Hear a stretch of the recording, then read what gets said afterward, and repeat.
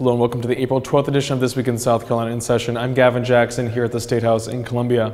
Well, it was a happy ending to the Senate budget week this week, with senators passing the $8.2 billion budget today, a 37-4 vote after several contentious debates lasting late into the night. Yesterday, Wednesday evening, we saw lawmakers here till about 9 o'clock last night, and they were back in session today at 10 a.m.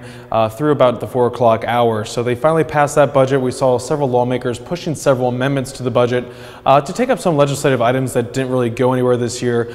We saw some upstate senators pushing measures to defund Planned Parenthood because they say it funds abortions when it only funds certain abortions through Medicaid reimbursement. And we also saw them trying to attempt to defund the entire Department of Health and Human Services budgets section in the budget as well. That failed as well. And we also saw some Democrats try to amend the budget, including Senator Marlin Kimpson try to get his measure strengthening gun background checks in the budget. That was ruled out of order. So definitely a lot of moving parts in the budget process. That's what makes it so interesting and why we follow it so closely.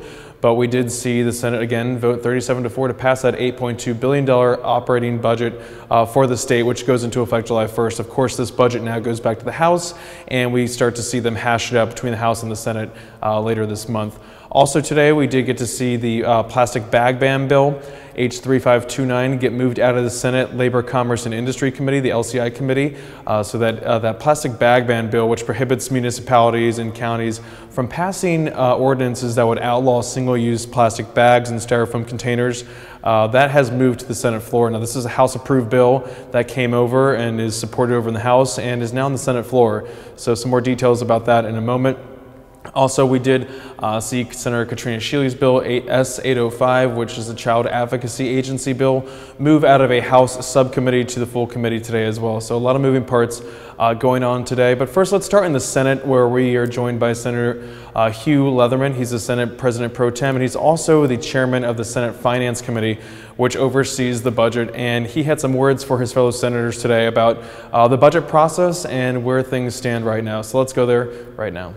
When we started the comments and budget on Tuesday of this week, I had a few comments to make to the members.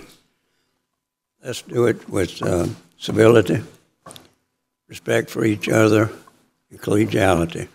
I've observed that this entire week. Now, we had some rough moments along the way, pretty heated debate, which is okay, that's what we're for.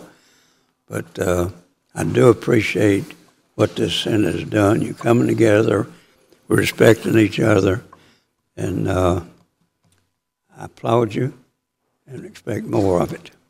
Some of those heated moments included a lot of talk on amending the budget to fund 3 Planned Parenthood clinics, which provide a variety of services other than abortions. Now, those clinics don't get taxpayer dollars for abortions, except in the cases of rape and incest.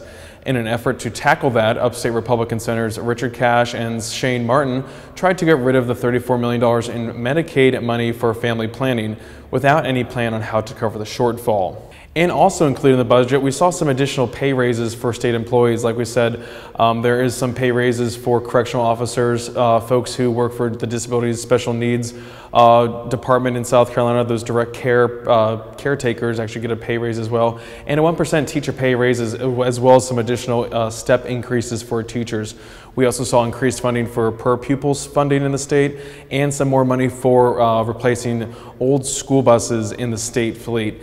And we caught up with Senator Darrell Jackson, who's a Democrat from Columbia here, to talk about his proposal that got successfully amended to the budget that would give state employees making under $50,000 an additional $500 bonus. Here's what Senator Jackson told us today. We were able to get a $500 bonus for state employees that make under $50,000 a year. Was somewhat disappointed that I was not able to get across the living increase for all state employees.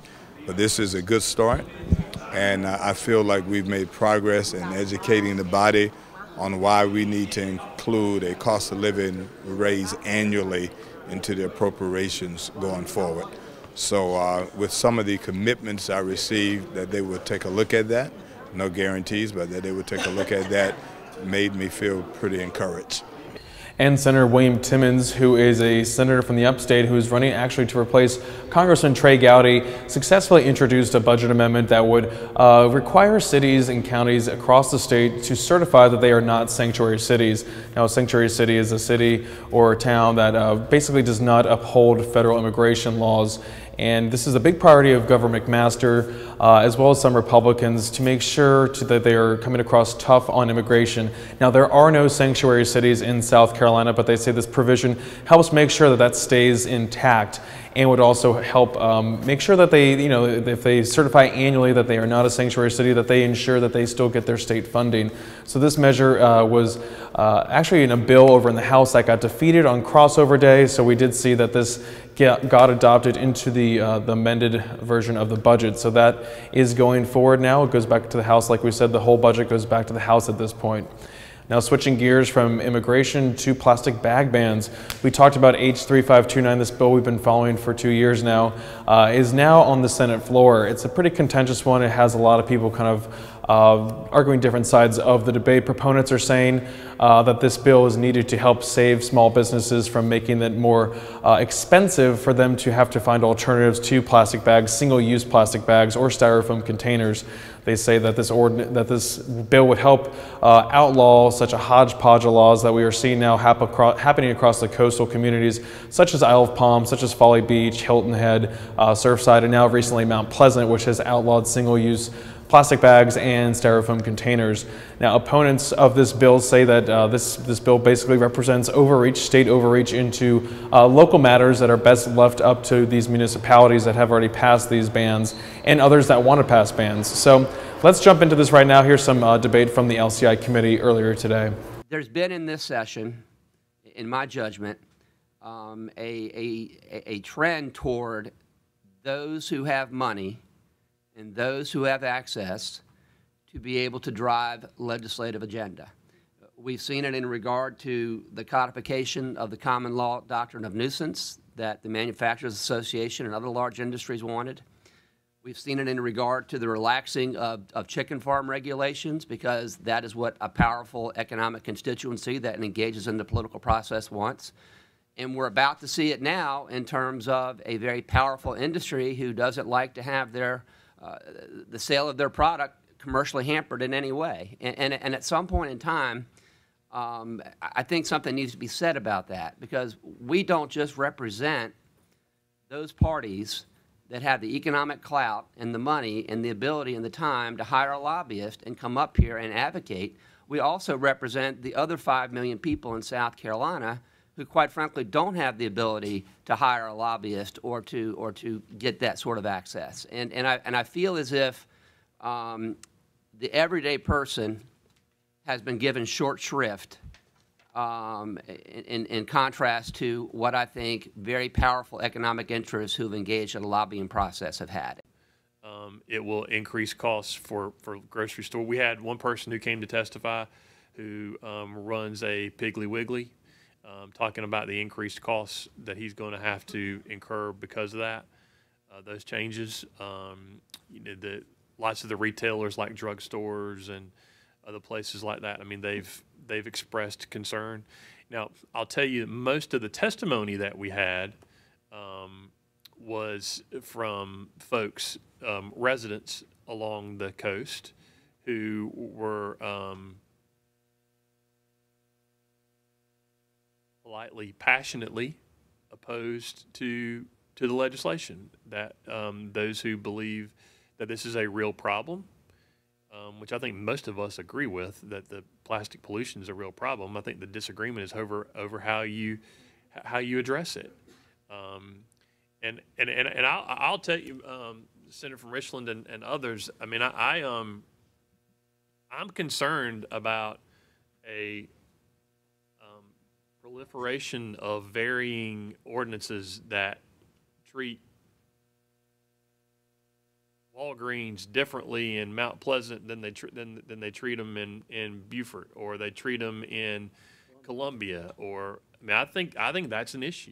And it's worth noting that bills like H3529, that plastic bag ban bill, which is contentious, is going to be behind the current bill that's in priority debate status on the Senate floor, which is S954. Now, that bill is actually looking at reducing rates for SC&G customers in light of the failed VC Summer nuclear project. Now, SC&G customers currently pay about $27 a month. It's about an 18% surcharge on the average customer's bill. This bill right now, as it's amended on the Senate floor, would reduce rates to 5%. Now, there's going to be some contention over whether to get rid of that nuclear surcharge entirely, which is what the governor wants, which is what the House proposed. But the Senate is taking a more cautioned look at this and is using a study commissioned by the Senate to kind of validate that 13% decrease. So we need to see what they're going to do with that. Again, that's going to be something they talk about when we get back in session next week. So again, 12 days left in the legislative session until May 10th, sine die, the last day of session. So a lot needs to happen on those 12 days. And like we said, that bill S954 is currently in special order status. So stick with us as we follow that bill and others going through the remaining weeks here up at the State House. Now you can follow me along on our video recaps every Tuesday, Wednesday, and Thursday at 7 p.m. on SCETV's Facebook page, our YouTube page, and my Twitter account at Gavin Jackson. You can also find out what's going on up here every Tuesday, Wednesday, Thursday by checking out scetv.org and clicking on the State House Daybook. That's where we put a whole schedule of events up here, legislative meetings, meetings with the governor, press conferences, as well as state headlines, all in one place so you can find everything in one easy to find place. Also, check out the South Carolina Lead podcast, which we drop every Tuesday, in which I talk to State House reporters about the top issues up here at the State House and go behind the headlines and get some more context into what's happening. And you can listen to State House Week every Friday on South Carolina Public Radio with Russ McKinney, as well as its top news headlines every day on South Carolina Public Radio. I'm Gavin Jackson for SCETV at the State House in Columbia.